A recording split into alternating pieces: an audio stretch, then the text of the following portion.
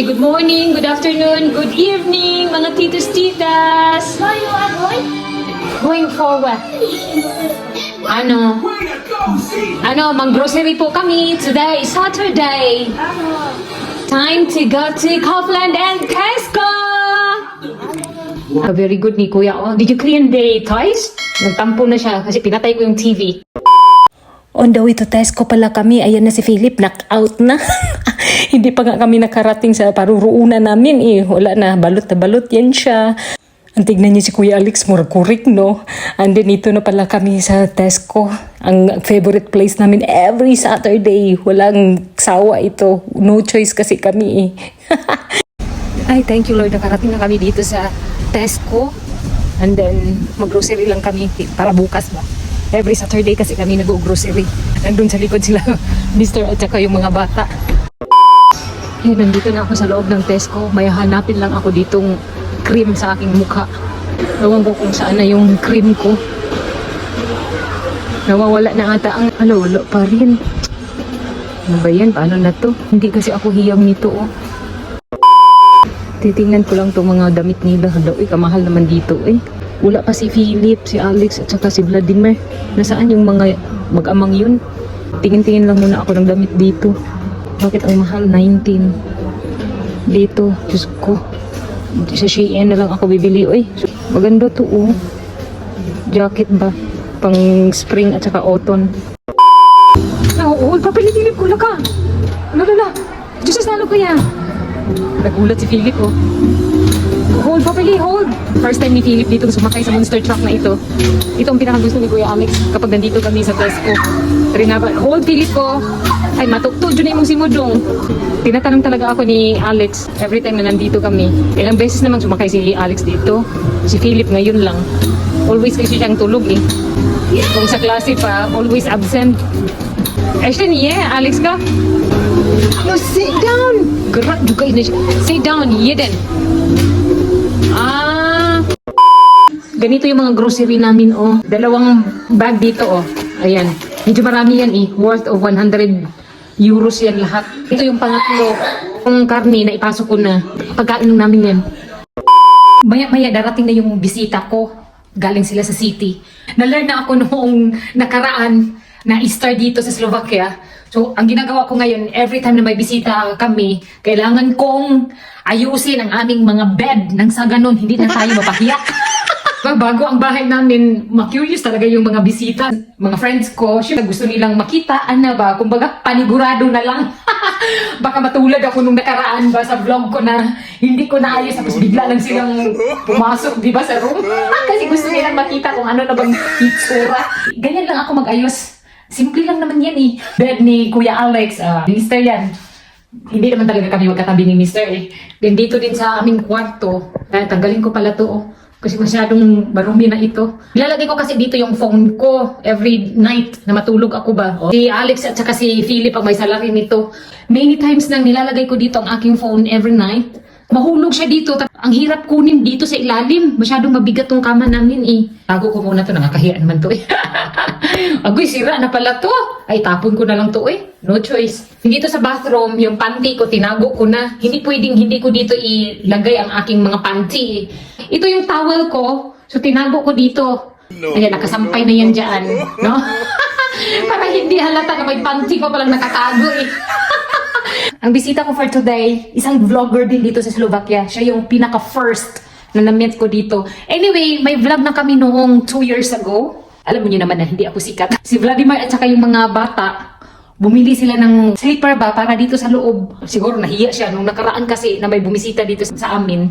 Wala kaming sleeper na naibigay. Masyado pa namang malamig ang sahig. Sinabihan ko na yan siya before nung namili kami sa Skonto at saka IKEA na kailangan ng sleeper. Sabi man niya sa akin na wag muna daw. Eh, may bisita ako. Unexpected din naman eh. Naka-prepare na pala yung bread oh. Pandikuko ito. Ito na bake ko kahapon para ito sa kaibigan ko at kay Dakdak. Gustong-gusto ng mga anak niya ito eh. Yung anak ko kasi hindi kumakain. Kaya sinadya ko talagang i-bake yan para may maibigay ako doon. Mga bata at saka kay Dakdak. And then kay Ging. Iwan ko kung sapat na ba to. Parang kunti lang ata to eh. Filipino bread yan eh. There's no coffee there. Gigi eh. Ni ay Kaufland and Day High School, di tapos siya. Hindi na nakinig. Naglaro na sila. Kasi napagod sila eh. Galing yan sila ng Kaufland at saka Tesco. Naghanap ng sleeper. Binili ni Mr. Isa lang. Wala daw stocks. Mahal ata eh. Hoy, no, nag-away na naman sila. No. Give it to mommy. Rosin. Yan ang pinakawayan nila oh. Isa. Tita, Gingging, welcome here. Nandito na yung inaantay namin. Ahoy, Je. Ikay, Je.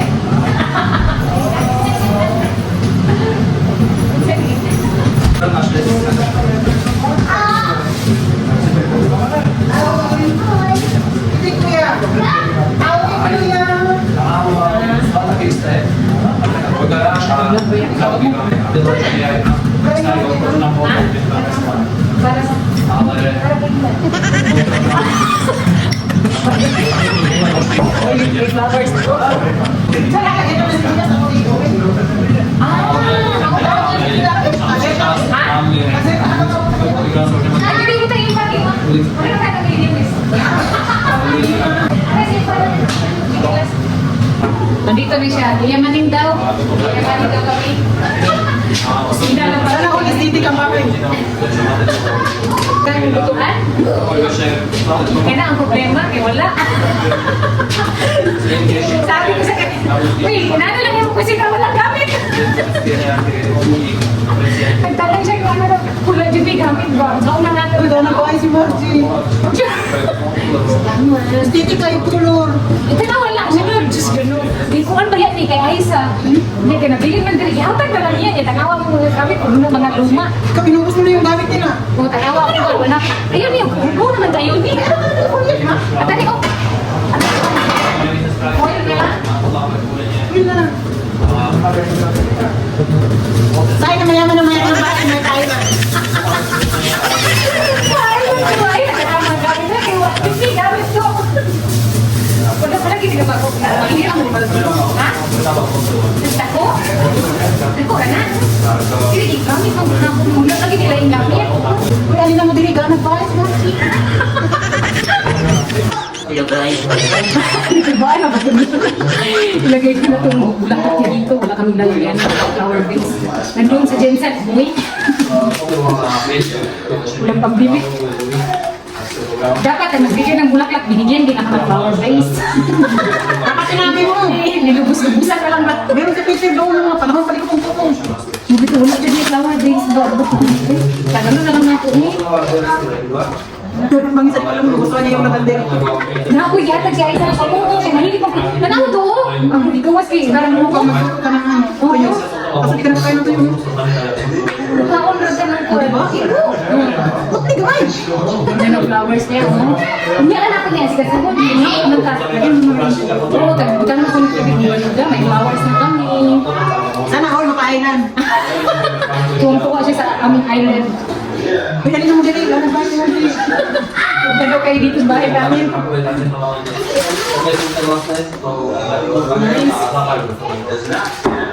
Ito lang mga bisita ko, bakit dala mga mabango. Alata talaga na wala kami.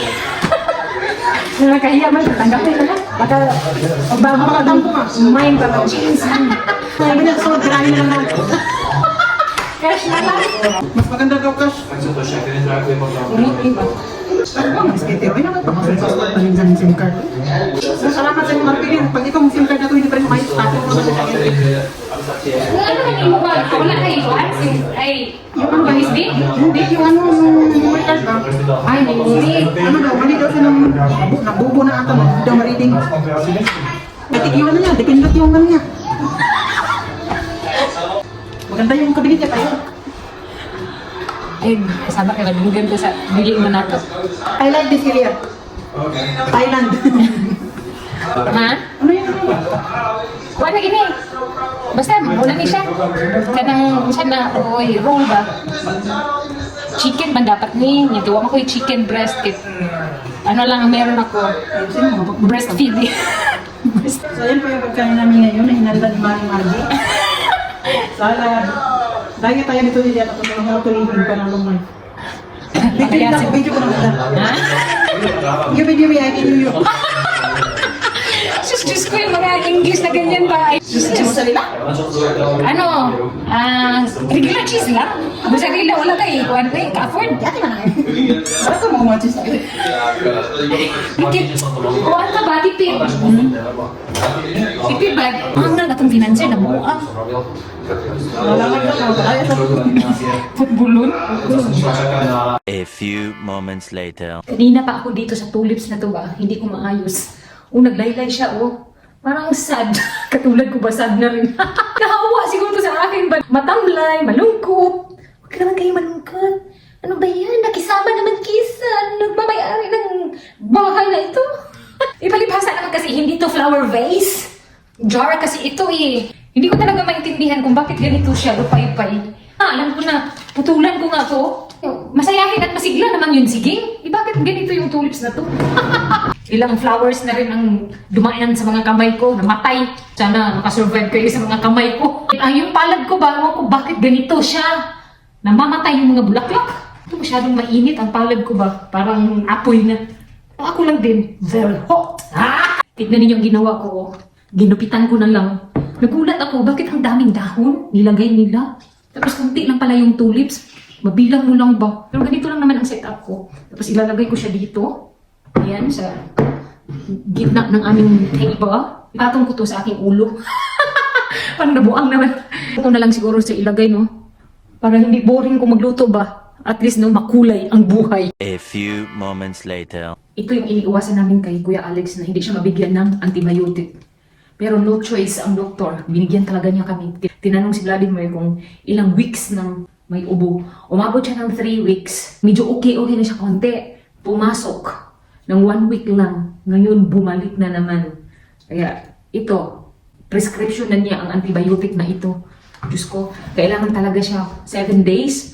So wala pa tong 7 days. Malapit na maubos. Unti na lang ito. Then kukunin daw ni Mr. yung isa. Nag-prescribe na naman yung doktor. Ganito pa rin antibiotic. Ganitong brand. Then ni-required na huwag daw siyang papasukin. Otherwise, hindi talaga mawala yung ubo niya. Masaya na kami sa 1 week na wala siyang ubo at saka sipon. Kapag siya ang mag-aral, tapos may mga bata sigurong may sakit, hawaan ka agad. Gusto talaga niya mag-aral, no choice. Hindi talaga pwede. Kasi, you need to drink a lot of water. Dobre? Father, Son, May mga ibang lahi. Sino? For the food, the bruhot. Hindi, Kuya Alex ko, Kuya! Maganda kasi ang panahon namin sa labas, may araw, pero malamig pa rin siya. Dahil sa hangin ba, pero kailangan namin lumabas para makalanghap ng fresh air si Alex at saka si Philip. Vinya? Mga laruan nila doon, kailangan ang ipalinis yan mamaya bago sila lumabas. Pero huwag niyo munang tignan niyo yung pinanood ko si Inday Garnet kasi yan, nanonood kasi ako ng vlog niya. Nag-attend pa pala sila ng Thai, parang New Year. In-invite daw siya ng kanyang friend. Kagwapo talaga ni Nathan. Tignan niyo naman si Alex, nanood din siya kasi may bata One time, tinanong niya ako, sino yan, mami? Sabi ko, si Nathan yan. Ang mama kasi niya, vlogger. So yan, pinanood ko. Tapos, Diyos ko, sobrang gwapo talaga ni Daniel. Siguro kung buntis ako, pinaglilian ko na yan ba? Ito talaga ang pinakagusto ko sa mag-asawang ito ba? Bago lang akong subscriber niya. Ngayon, natutuwa kasi ako sa kanilang banding ba? Lalo na yung mister niya, sobrang sweet sa kanya. May natutunan din ako kay, Inday Garnet. Then minsan yung mga recipe niya ba? Ang sarap naman ng pagkain ng Thai. Gwapo talaga itong batang to. Ang cute. No? Kailangan ko si Ann. Tignan niyo si Alex, pinanood din niya ang vlog ni Inday Garnet. Rikla! No. Do it properly. No, ni Yvonne. You will break out a lot of your cars. Yeah. Pagbango yan dito sa bahay. Just arrange. And leave it there. Dobre? I will do that one later. Si Philip ang dahilan kung bakit nag-mix na yung mga cards na yan. Hindi, Yvonne! Pwede na silang lumabas. Malinis na yun kasi ako dito mamaya. So, kailangang malinis. At sila naman kasi ang nagkalat ng kanilang mga laruan, ay alangan naman ako ang magligpit. Hindi pwede yun. Oh, Diyos ko, masyadong malamig. Grabe, parang winter pa rin ba? Pangit ba kasi mag-change siya? Halimbawa, di ganito, kalamig today. Kinabukasan, mainit. Hindi mo ganun kaya ang ubo at sipon ni Philip at saka Alex hindi nawawala. Ang pusa, oh. Tignan mo itong dalawang to, oh. Di ba? Lala.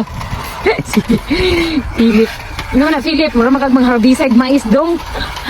Yan ang sinampay ko, oh. Hindi pa to tuyo ba? Paano matuyo ito? Wala namang araw, eh.